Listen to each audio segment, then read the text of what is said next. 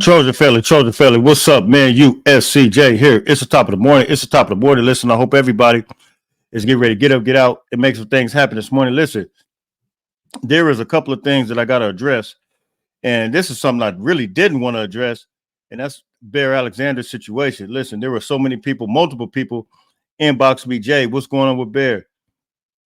Yes, I saw it. I saw it earlier. I knew about some things yesterday. And it was something I didn't want to touch, but since it's coming on my table, I'm gonna address it, and I'm gonna address it accordingly. But look, I got a couple of news and note items that we got to talk about as well. Shout out my man Carter Sports. He made a video about it. I actually talked with Carter yesterday, and he made a brief video about it. But I gotta touch on it. Look, here's what I'm gonna say about this Bear Alexander situation. Bear Alexander. Well, let me say this first. I'm gonna rewind and go back. The coaching staff. You guys know I'm very high on this USC football coaching staff. The coaching staff is still second to none. This team right now is playing at an extremely high level, a level that we haven't seen, and I think Deion Bailey might have made reference to it.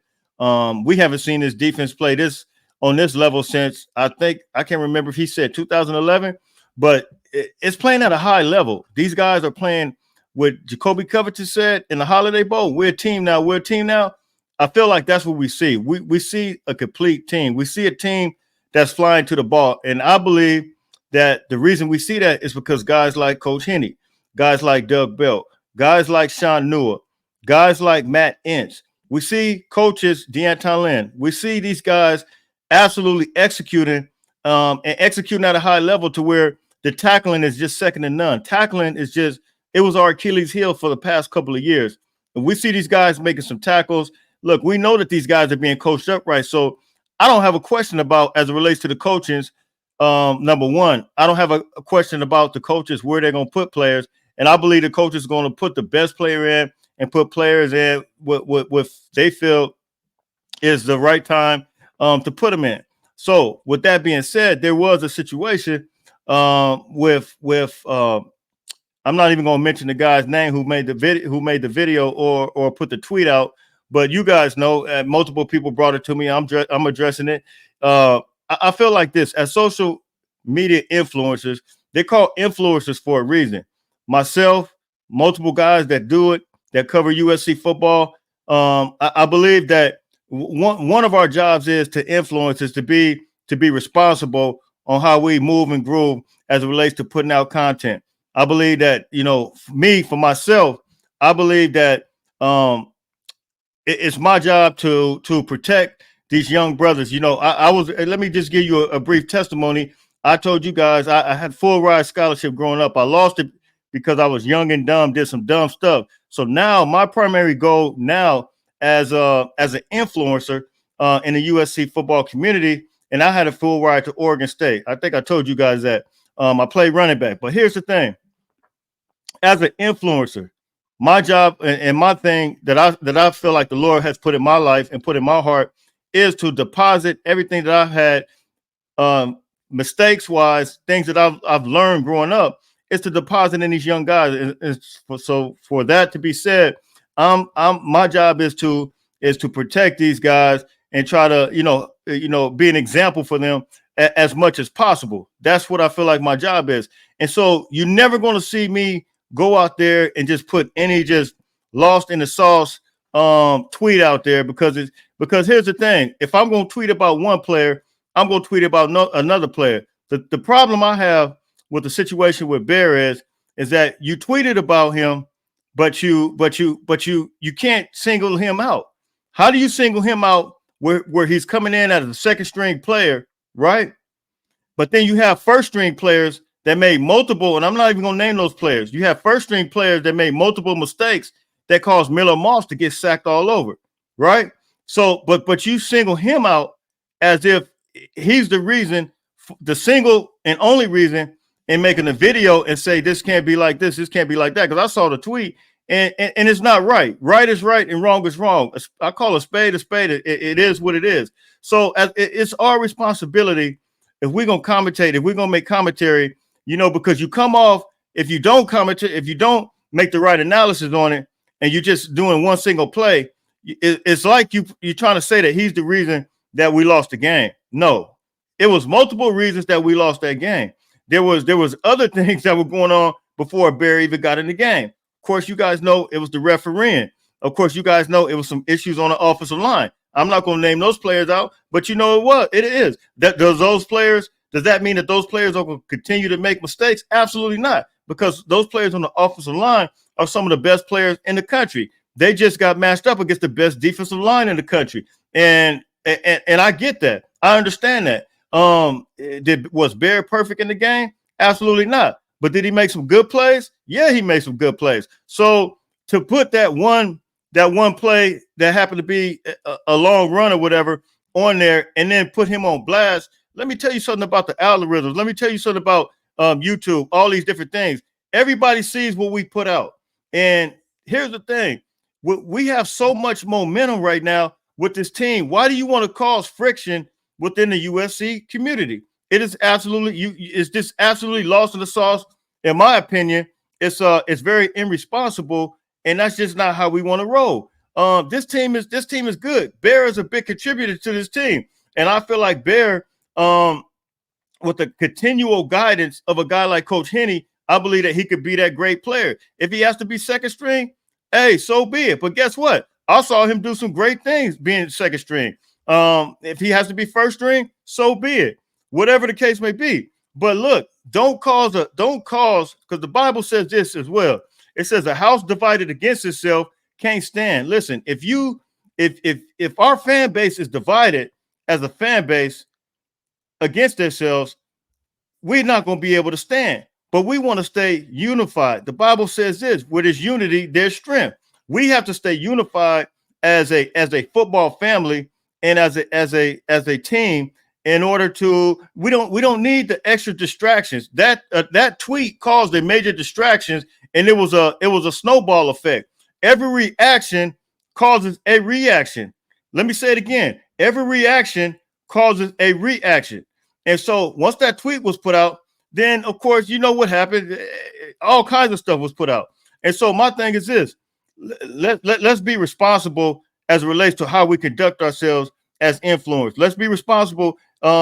People see us. I told you guys, I got over 130,000 now that view my channel every 28 days. I can't just say everything that comes to my mind. I know a lot of things, but I don't just say everything that comes to my mind. I don't say everything that I know. I keep some things here close to the chest because of the fact that I love this program. I know recruits watch this program. I know, if things are not going right and they see things are not going right, do you think they really want to come to this program? Absolutely not. So look, man, I'm sorry I had to even address this thing today, but listen, I had to, because look, it got under my skin. I don't like it. I don't like having to even make these types of address, but listen, it is what it is. I'm gonna start talking about Wisconsin on Thursday. And then I'm probably going to touch it on Friday. But real quick, I'm going to touch this real quick, which is another on a positive note, going to that defense. Jalen Smith, man. Jalen Smith. There was I got one more thing I got to touch as well.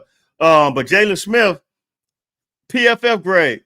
And this goes back to the defense right here, the defense performance. But PFF grade, highest graded cornerbacks. You got Kentucky, a Kentucky guy, Maxwell Harrison, 92.5, and then you got Tamarion Crumpley, 92.4, and then Will Johnson is 88.7. You know who's coming after Will Johnson? Jalen Smith, man. So Jalen Smith, big salute to you, big dog. Really appreciate what you're doing right now. 85.5, and then look at Michigan has two of them. Michigan has another one. Both of their cornerbacks, Jari Hill, 85.4. So look, including the defensive line that we played at Michigan, now you got the cornerbacks that were extremely good. So look, there is a lot of promising things with this football team right now, and I think it's straight up go time, man. So Jalen Smith coming essentially as the fourth best cornerback in the country. And listen, it wasn't until this year we saw him play nickel, we saw him play safety, but my God, what Jalen Smith is doing at the cornerback position, it's on and popping, it's on and cracking. Look, man, hit me in the comments. You guys tell me what you think. Last thing I want to share with you guys. Listen, I need everybody that comes on. It helps me. Like I said, I got 30,000 people, 130,000 people. They keep coming back, viewing the channel. But why not hit that subscribe button? It doesn't cost you nothing. It's free. Hit that like button, hit that subscribe button, and hit that share button. You guys know where you can find me. It's going to be USCJ32 on Instagram, USCJ32 on Twitter. Now, I'm going to play something real quick. You guys know David Pollack. Oh, I didn't mean to do that. I don't want that to come out. Let me see. Here we go. Let's see. Okay. David Pollack played for Georgia. You guys know he was on ESPN for years, and they eventually let him go. But listen, I've never heard him hardly say anything good about the Pac-12. Remember, especially about USC. But man, David Pollack, excuse me, he shocked me.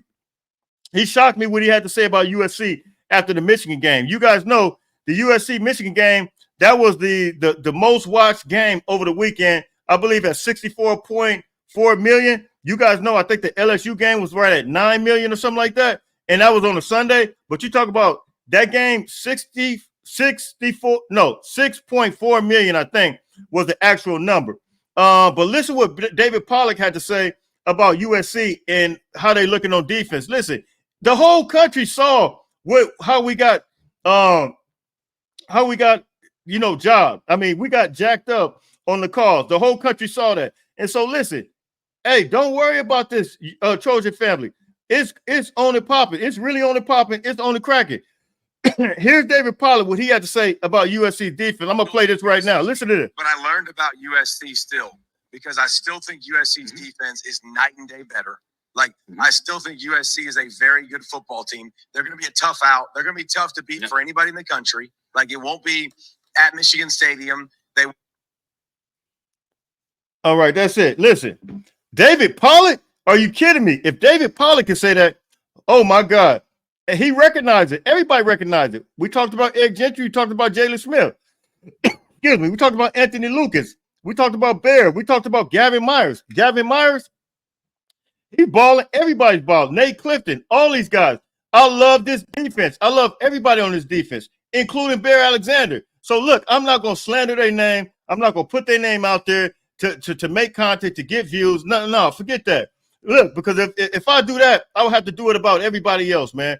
And that's just the bottom line. It is what it is. And as I stated in the beginning, I trust this coaching staff to the fullest. I rock with him. I rock heavy with Coach Henne. I rock heavy with Sean Nua. I rock heavy with Doug Belt. I rock heavy with Matt Inch and Coach Lincoln Riley. The whole staff, D'Anton Lim, I rock heavy with them, man. Listen, whoever's on board, stay on board. If you're not on board, get off, man. You can't be halfway on board. You got to be all the way in. You can't be like the hokey pokey. Got my right foot in, got my right foot out. I got my right foot in and I turn it all about. I do the hokey pokey and that's what it's all about. No, we're not doing that. So look, man, I am out of here. You guys already know where you can find me. It's going to be USCJ32 on Instagram, USCJ32 on Twitter. Until later on, everybody stay blessed.